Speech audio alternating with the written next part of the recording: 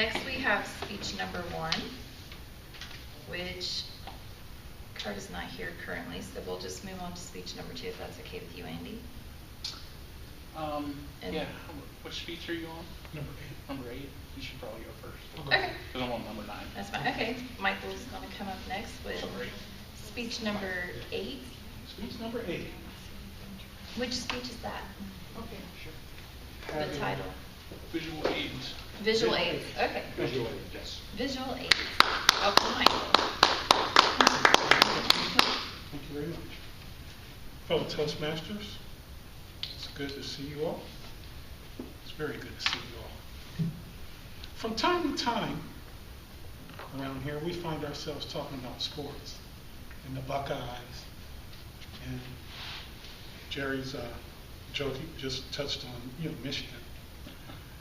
And with me being real tall and real skinny, people, especially little kids, and they still do it to this day. They'll look at me and say, "You play basketball?" Or, and my hair is all gray, and I'll be like, "No, not anymore, what I used to." But I've discovered something, and it kind of goes with what we talk about around here from time to time. I've discovered something. Well, first of all, let me say that I'm no longer a sports fan, and that I don't like sports anymore. In fact, I discovered something recently. It's called the International I Hate Sports Club. And the International I Hate Sports Club is just people who are just frustrated. And they're frustrated with people that's obsessed with sports. Sometimes people think that everybody has to like football. No, they don't. Even though I turned against sports, there was a time when that's all I did. I either played basketball or I was out there playing softball. Now, I learned 2 important lessons from both of these sports. When I was little, when it came to basketball, I must have been maybe that high. I was too young to be on the team. And I remember we drove to Dayton for this game, organized. There was referees and all. And we drove there, and we had never lost, and all we did was win and celebrated. And we lost this game. And I had a fit. And I fell out on the court, and I started whining and crying because we had lost. And I learned a lesson there that sticks with me to this day, that there's more to sports than winning. Winning isn't everything. And the coaches and all the adults came over, and they told me, "Get up off the floor, quit crying. You're going to have to learn how to lose." And from that day on, I've accepted how it is, what losing's all about. And I got that from basketball. But even though I was tall and pretty good in sports, when I played softball, that's the game I loved the most. My stepfather was a softball coach.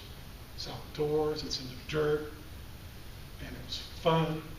And we had a game one time up at this, well, for lack of a better word, it was a prison up on the hilltop for young kids, called Tico, I think. But anyway, these guys looked like real criminals, and they were scary. And we were playing them, and they were calling me names, and they had me scared. And lo and behold, it came up to, I think it was bases loaded, and I was at bat. It was like 1 hour. And I was nervous, and they were calling me names, and I was scared. And all of a sudden I realized that fear is something that you can't be afraid of. You have to face it. So what I did in that situation with the softball game, and it was underhanded, and the guy was pitching to me like this, and it was pressure packed because it was bases loaded. Game was on the line, pressure packed because these guys that looked like prisoners, they were prisoners, they were heckling me the whole time. But I knew all along, I just had this confidence that, the coach called me and said, "You think you can do this?" I'm like, "Oh, no problem, let's get the hell out of here." That's what I want to do. Dude threw me a pitch, pow, single, and we were out of there. And I never was that afraid again in softball. And when I think about softball, when I see softball, I think of that. But sports has changed. Sports has changed. You've got people now dressing up with paint got their shirts off, and sports players make millions of dollars. Hockey, I'm afraid to watch it, although I know Andy likes hockey. I'm afraid to watch. I saw it the other night. This guy hit this guy, knocked him down, and just tried to kill him. I had to turn my face away. It's gory to me.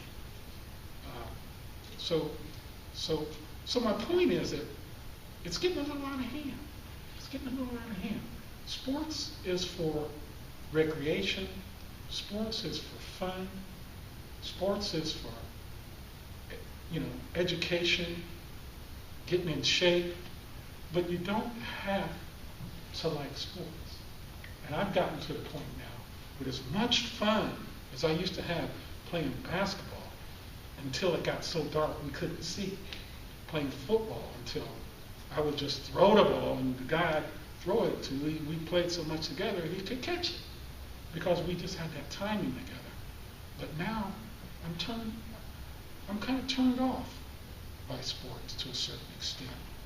I'm a little turned off by it, and I've joined that club, the International I Hate Sports Club, for those just frustrated with people's obsession with sports. I find myself on that website. It's interesting if you ever want to go out there. You'll find little stories and poems and just anecdotes and things about people not wanting to have anything to do with being obsessed with sports. So to end, I'd like to end with a quote, and it's from H.L. Mencken, and he once said, and with this I'll close, he once said, "I hate all sports as rabidly as a person who loves sports but hates common sense."